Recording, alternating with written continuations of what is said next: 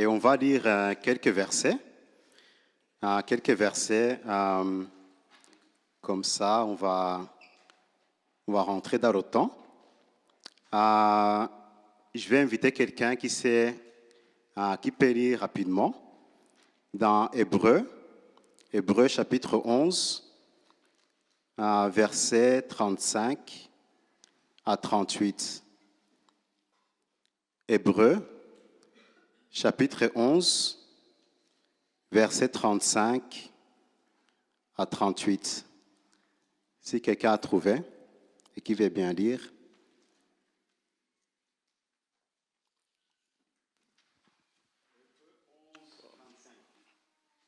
Oui.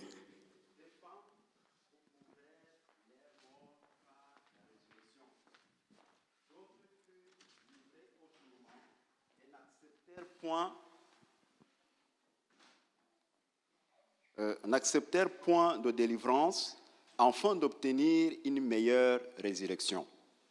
D'autres subirent des moqueries et le fouet, les chaînes et la prison. Ils furent lapidés, sciés, torturés.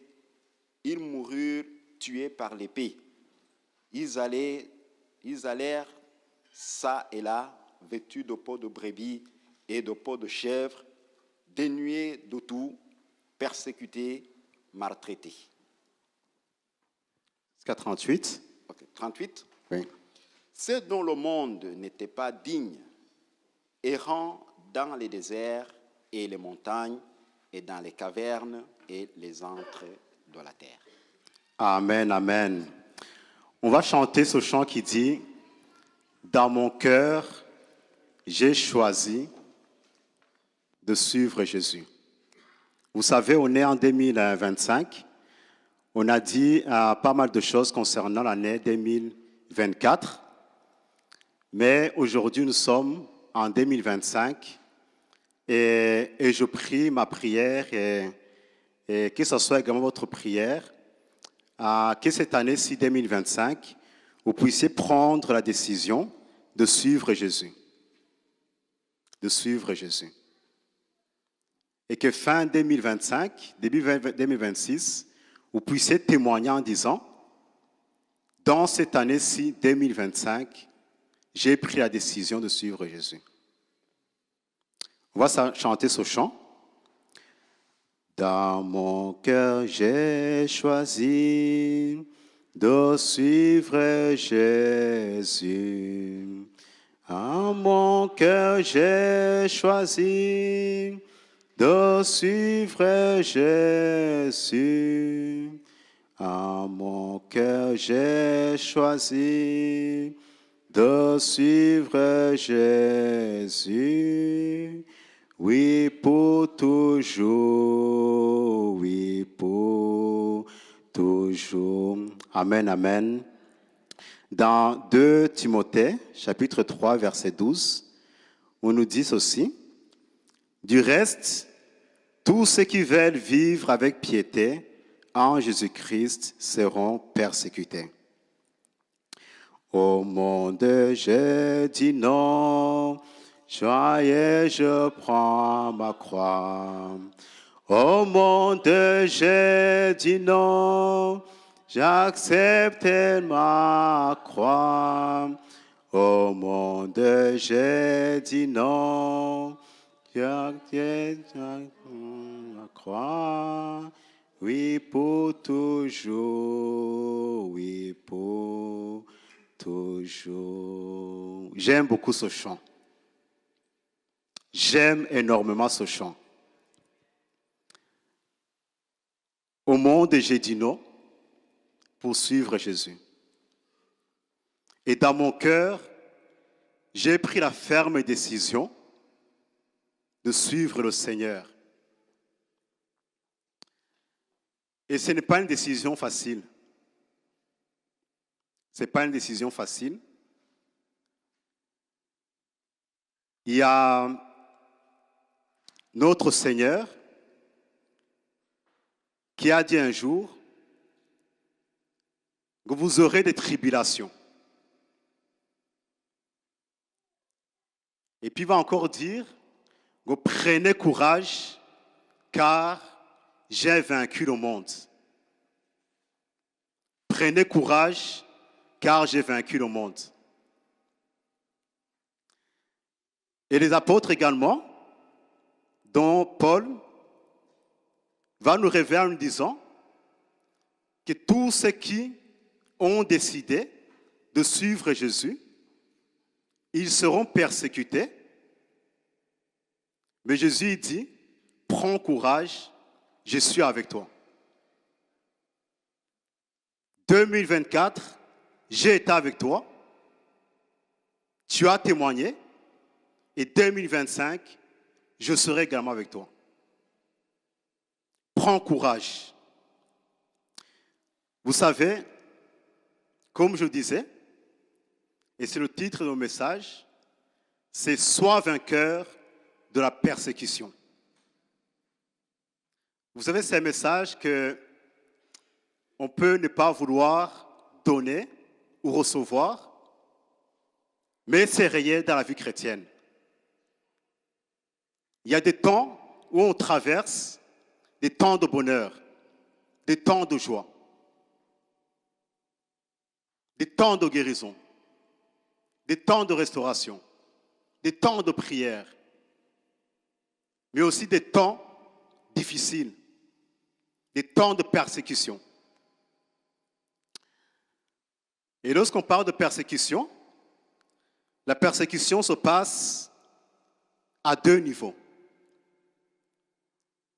Il y a la persécution individuelle, où toi-même, à l'intérieur de toi-même, tu sens que tu es persécuté. L'extérieur, tu as l'impression qu'il te persécute. Au travail, tu es persécuté. À la maison, tu es persécuté. Dehors, tu es persécuté. Alors que l'Église, dans son ensemble, n'est pas persécutée. L'Église est dans un temps de paix, mais toi, tu es persécuté. Et puis, il y a un deuxième type de persécution, c'est la persécution générale, où tous sont persécutés, toute l'Église. En Belgique, en Amérique, en Afrique, où tu sens que l'Église de Dieu est persécutée. Mais dans tous ces niveaux de persécution, que ce soit individuel ou que ce soit collectif, ça fait très mal. La persécution fait mal. Et parce que la persécution fait mal, beaucoup malheureusement décident d'abandonner la voie du Seigneur. Soit tu abandonnes complètement, ou soit tu tombes dans la compromis. La compromis. Qui te compromettent. On dit comme ça? Voilà, tu es au compromis.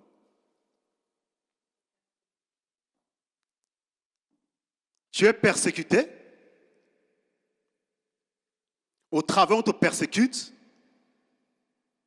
Et tu te dis, au lieu de perdre mon travail, je vais me compromettre. La persécution.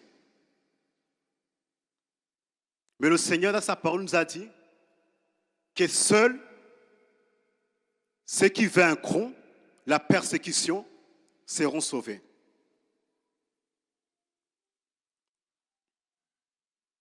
Seuls ceux qui vaincront la persécution seront sauvés. La vie chrétienne. Et quand nous lisons la parole de Dieu, nous voyons des hommes et des femmes qui ont été persécutés. Ils ont été sciés, lapidés, brûlés,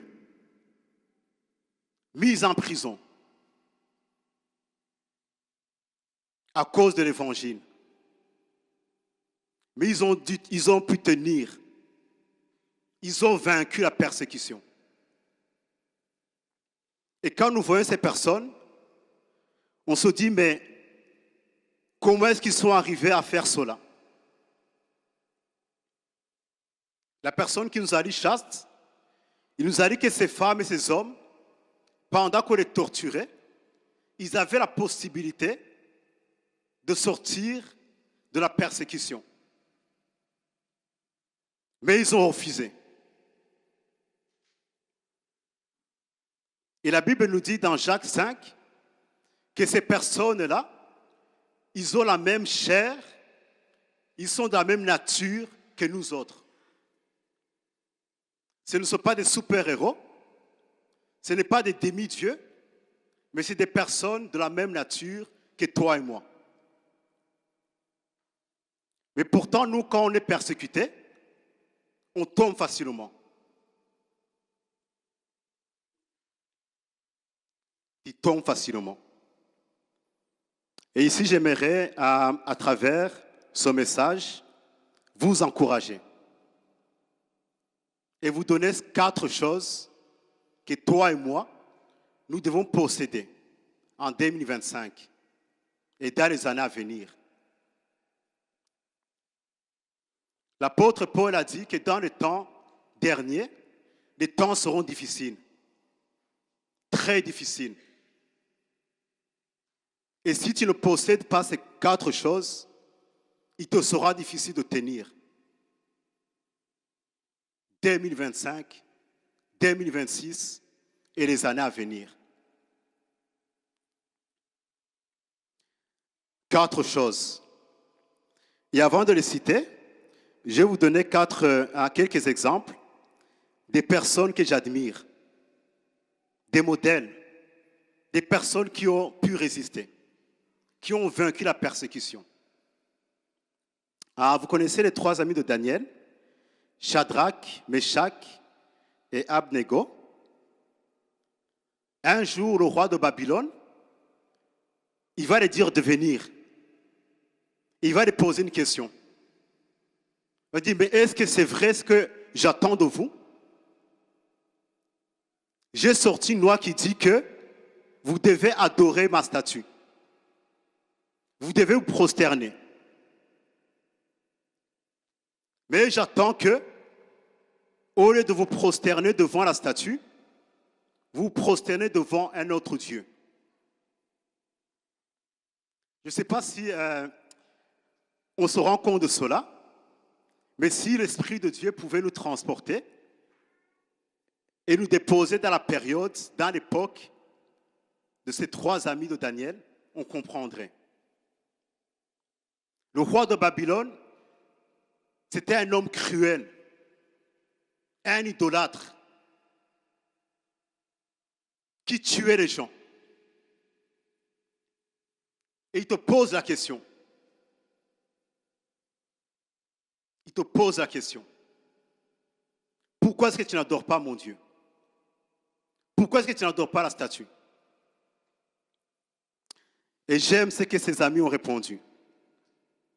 Ils ont dit, ô roi,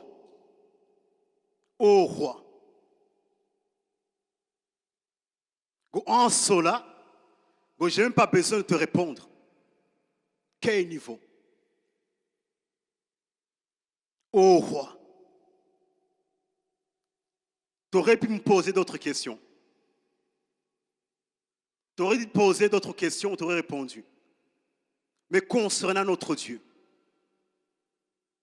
il y a une ligne rouge que personne ne peut dépasser. Que tu sois roi,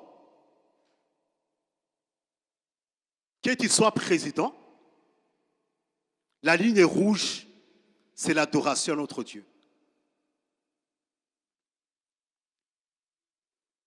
Et le roi va leur dire, si vous n'adorez pas, je vous jetterai dans le feu. Et ses amis vont dire, ce n'est pas grave. Le Dieu que nous connaissons, notre Dieu, il a la capacité non seulement de nous délivrer du feu, et même s'il ne le fait pas, on accepte de mourir. On accepte de mourir.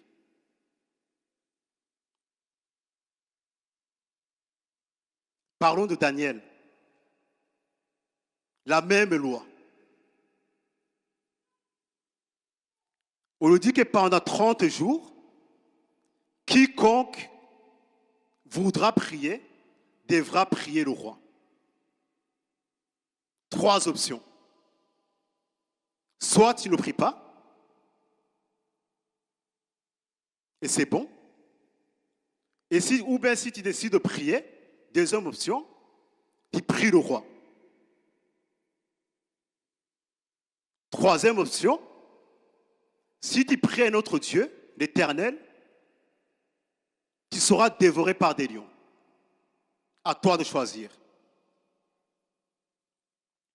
À toi de choisir.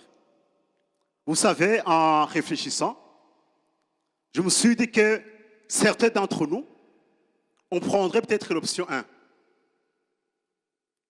On se dirait, mais on serait même content. Plus de dimanche, je reste à la maison. Le réveil du matin pour prier, pendant 30 jours, je prends des vacances.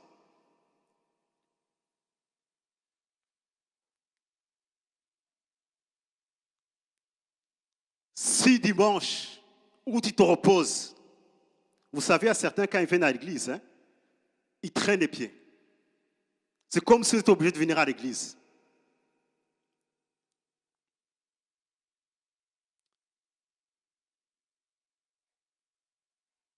Et Daniel, lui, il va dire non. Ô roi Darius, tu as dépassé les limites. Et la Bible nous dit que comme dans son habitude, il est monté chez lui, il s'est mis à genoux, il a ouvert la fenêtre, il a commencé à prier Dieu. En ouvrant la fenêtre. Pas en cachette. Et moi, je dis toujours que si c'était moi, j'aurais prié dans mon cœur, mais il n'a pas fait cela. Il a ouvert la fenêtre. Vous savez, dans le monde dans lequel nous sommes en train de tendre, il y aura des interdictions. Par exemple, tu vas au travail et on te dit que pour honorer les homosexuels, l'homosexualité, tu es obligé de porter un t-shirt qui est écrit Gay Pride, par exemple. Et on te dit que quiconque ne portera pas ce t-shirt ou ce pull sera licencié. Quiconque viendra à l'école sans s'afficher comme adhérent à l'homosexualité ne pourra pas passer son examen. Que feras-tu?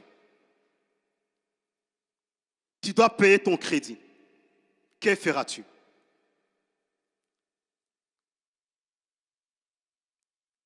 Vous savez, que Dieu nous fasse grâce. Tu as besoin de la grâce de Dieu. Tu as besoin de la grâce de Dieu. Apparemment, je n'ai pas fait beaucoup de recherches là-dessus, mais la personne qui a chanté le chant, dans mon cœur, j'ai choisi de suivre Jésus, il était en train d'être persécuté.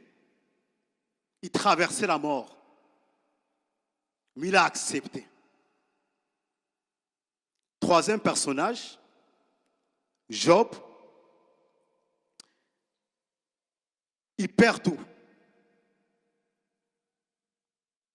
Ses enfants, son travail, ses biens. Il est touché par la maladie. Et sa femme, au lieu de le réconforter, il vient, il lui dit, mais Job, pourquoi prier? Pourquoi persévérer dans la voie du Seigneur? Maudit Dieu et meurt. Et Job va lui dire, mais toi, femme, tu es folle. Quelle folie! Là, tu as traversé la ligne rouge. Même si tu es ma femme, il y a une ligne rouge que j'ai tracée. Et à cause de ta folie, je ne t'écouterai pas. Vous savez, il y a beaucoup de gens qui ne veulent pas suivre Jésus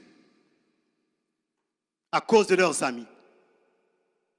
Je me ferai baptiser quand mes amis sont tous convaincus que je dois me faire baptiser. Je donnerai ma vie à Jésus quand mon conjoint approuvera.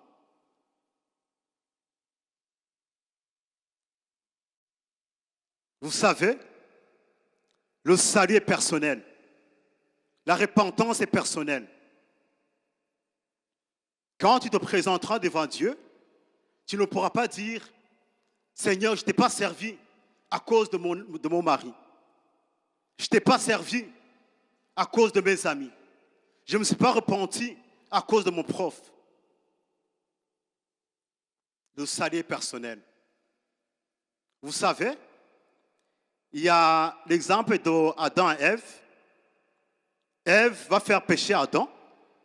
Et quand Dieu va venir,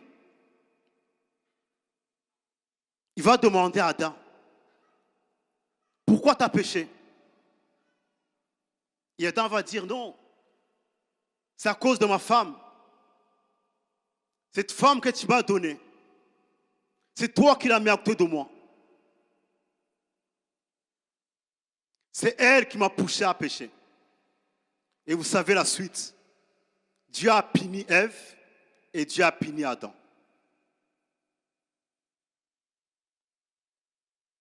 Dans mon cœur, j'ai choisi de suivre Jésus. Que mes amis le veuillent ou pas, que ma famille le veuille ou pas, dans mon cœur, j'ai choisi de suivre Jésus. Quatrième personnage que j'aime beaucoup également, Jean-Baptiste. Jean-Baptiste, il commence un ministère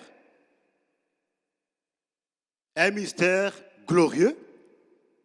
Tous venaient se faire baptiser par lui. Et puis un jour, il donne un bon témoignage sur Jésus. Et la Bible nous dit que tous sont partis vers Jésus. Et tous. Et un de ses disciples est venu vers lui et lui a dit, mais la personne que tu as donné un bon témoignage, voici qu'il a pris toutes tes personnes. Il n'y a plus personne qui vient vers toi. Il a pris ton succès. Et je me dis que le disciple, sa tendance, c'est que Jean-Baptiste commence à râler, commence à mettre en place des techniques pour ramener les gens à lui. Mais il va prononcer une parole, une phrase puissante. Il va dire que ma joie est parfaite, car il faut qu'il grandisse et que je diminue. Ma joie est parfaite. Tu es au travail, et puis un plus jeune, il vient travailler, plus performant que toi. Et certains vont commencer à persécuter le jeune.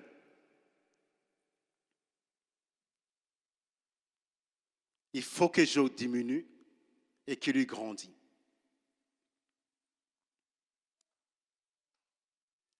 Ces personnes avaient la même nature que nous. Face à la persécution, ils ont pu tenir. 4 secrets. 4 choses. Et je vous assure, si tu ne possèdes pas ces 4 choses, ça sera difficile.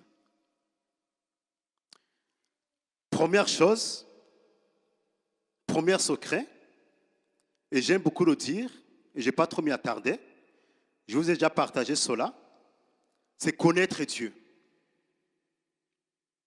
Connaître Dieu. Dans Daniel chapitre 11, verset 32, on nous dit que dans les derniers temps, ça sera des temps difficiles, des temps de persécution. Beaucoup tomberont. Et les seuls qui ne tomberont pas, c'est ceux qui connaissent Dieu. Beaucoup tomberont. Mais seuls ceux qui ne connaissent pas Dieu ne tomberont pas. Ceux qui connaissent Dieu ne tomberont pas. Vous voyez les 3 amis de Daniel? Ils se sont présentés devant le roi et ils ont dit ceci. Notre Dieu, le Dieu que nous connaissons, le Dieu que nous adorons, il a la capacité de nous délivrer. Mais même s'il ne le fait pas, ce n'est pas grave. Quelle révélation! Savoir que Dieu peut te libérer, peut te délivrer, mais savoir également que le même Dieu peut accepter que tu ailles dans le feu. Ce Dieu qui peut te guérir, pour sa gloire, il peut également te laisser dans la maladie. La révélation de qui est Dieu. La révélation de qui est Dieu. Connais Dieu. Et comment connaître Dieu? C'est passer du temps dans la parole de Dieu. Comment connaître Dieu? C'est prendre la décision de le chercher dans la prière, dans le jeûne, dans la lecture de la parole de Dieu. 2025, prends la décision. Prends la décision de chercher le Seigneur. Prends la décision de connaître Dieu. C'est une décision personnelle. Personne ne te forcera. On peut te forcer de plusieurs choses, mais connaître Dieu, c'est une décision personnelle. Te dire chaque jour, je ne dormirai pas sans avoir lu au moins 2 chapitres de la parole de Dieu. C'est une décision personnelle. Chaque matin, je me prosternerai devant Dieu pendant 30 minutes, pendant 1 heure, en train de prier. Pendant ces 40 jours de jeûne et prière, je prends la décision, peu importe des temps et des circonstances, je vais chercher le Seigneur, je vais le connaître. Deuxième secret,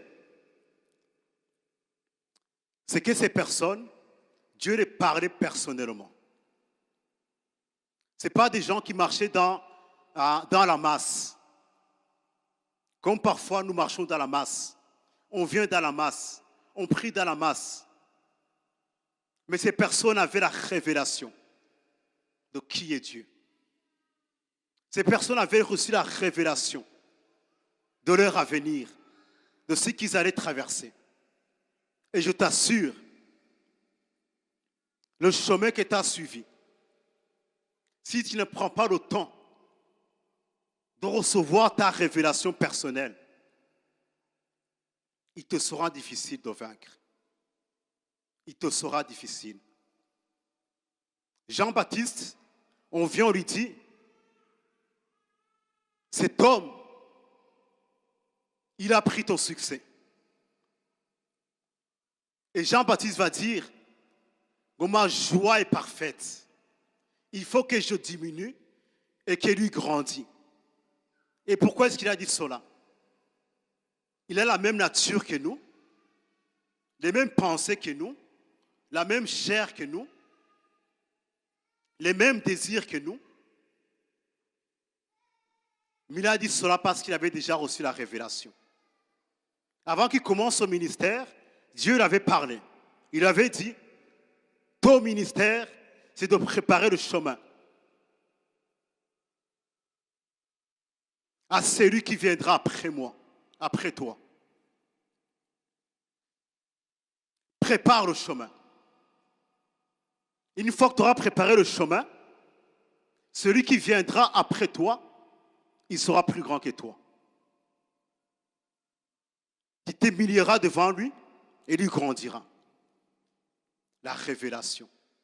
Et quand cela s'est passé, sa joie était parfaite. Car il savait qu'il était dans la volonté de Dieu. La révélation. Et comment recevoir la révélation personnelle? Il nous est dit dans Jérémie 33, verset 3, vous me chercherez et vous me trouverez. Jérémie 29. Et vous me trouverez parce que vous m'aurez cherché de tout votre cœur.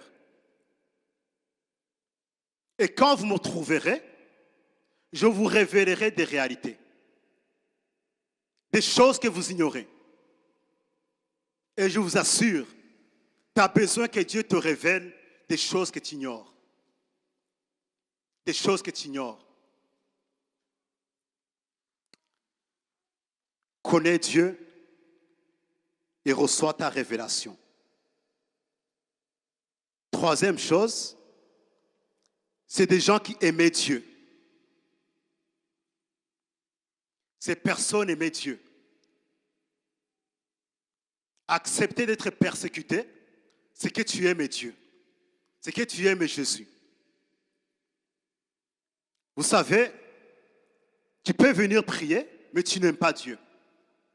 Quand on te parle de l'amour de Dieu, tu ne comprends même pas. Tu n'as jamais vécu cela. Aimer un Dieu invisible, comment est-ce que c'est possible? Aimer Dieu. Est-ce que tu aimes Jésus? Il y a des gens qui jeûnent, qui prient sans aimer Dieu.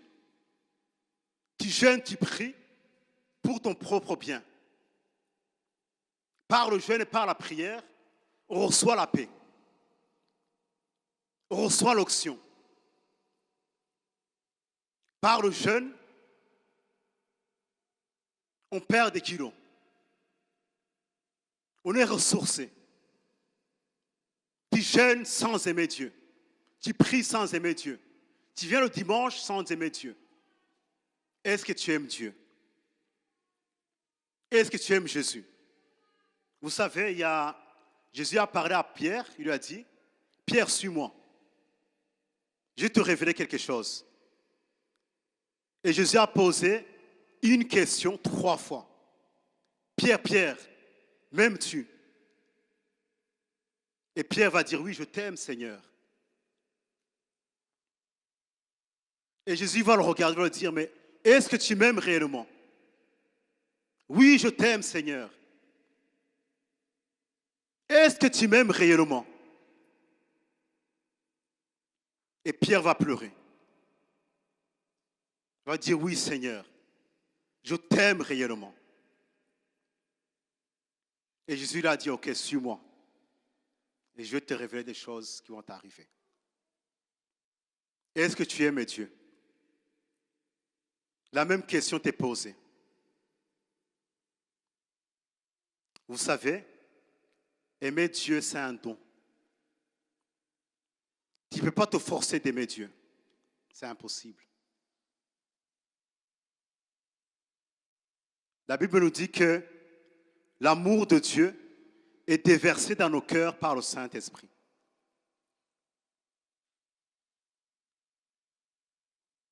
On va prier tantôt. Et tu vas dire à Dieu, donne-moi de t'aimer. Donne-moi d'être vrai avec toi. Donne-moi de t'aimer. Que quand je viens à l'église, que je viens en courant. David va dire que je suis heureux quand il s'agit d'aller dans la maison de Dieu.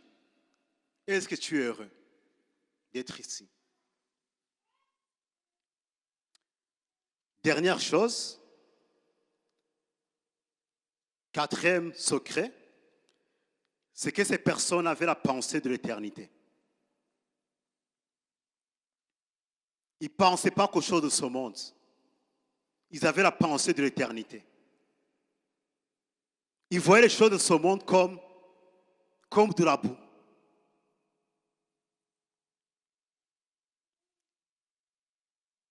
L'argent, l'or, le travail, la maison. Ils voyaient cela comme de la boue. Ils avaient la pensée de l'éternité. Est-ce que tu sais que Dieu revient bientôt? Est-ce que tu sais que Jésus revient bientôt? Est-ce que tu sais que bientôt, tu vas te retrouver devant Dieu? La pensée de l'éternité.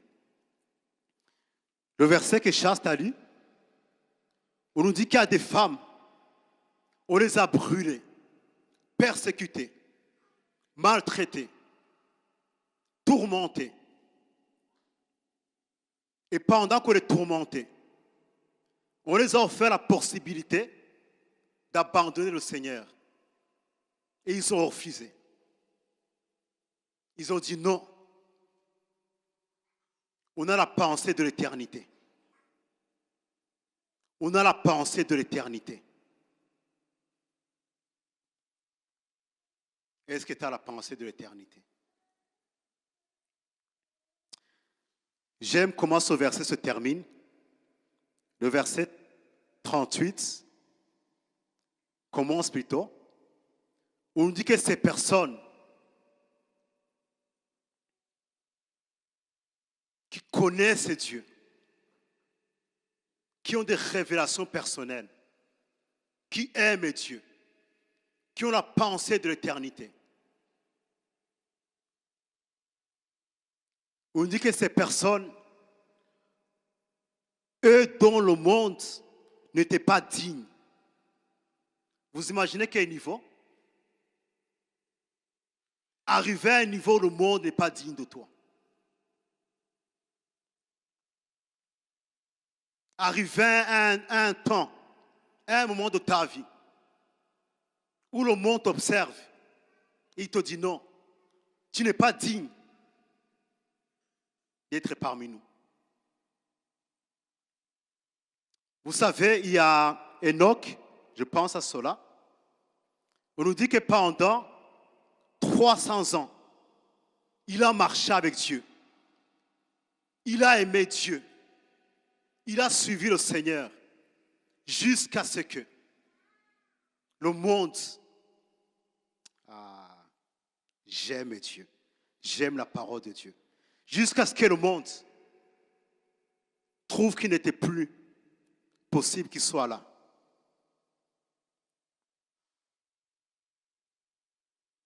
Et Dieu l'a pris. Dieu l'a pris avant la mort. Que le Seigneur nous aide